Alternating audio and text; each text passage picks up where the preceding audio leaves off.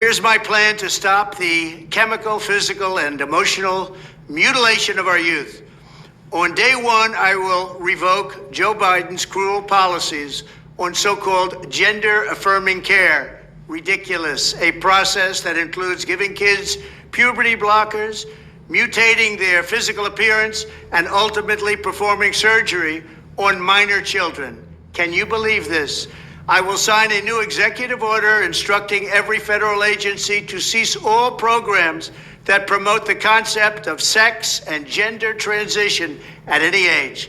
I will then ask Congress to permanently stop federal taxpayer dollars from being used to promote or pay for these procedures and pass a law prohibiting child sexual mutilation in all 50 states. It'll go very quickly. I will declare that any hospital or healthcare provider that participates in the chemical or physical mutilation of minor youth will no longer meet federal health and safety standards for Medicaid and Medicare and will be terminated from the program immediately. Furthermore, I will support the creation of a private right of action for victims to sue doctors who have unforgivably performed these procedures on minor children. The Department of Justice will investigate Big Pharma and the big hospital networks to determine whether they have deliberately covered up horrific long-term side effects of sex transitions in order to get rich at the expense of vulnerable patients, in this case, very vulnerable.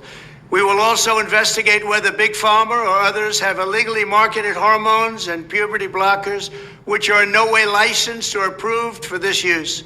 My Department of Education will inform states and school districts that if any teacher or school official suggests to a child that they could be trapped in the wrong body, they will be faced with severe consequences, including potential civil rights violations for sex discrimination and the elimination of federal funding.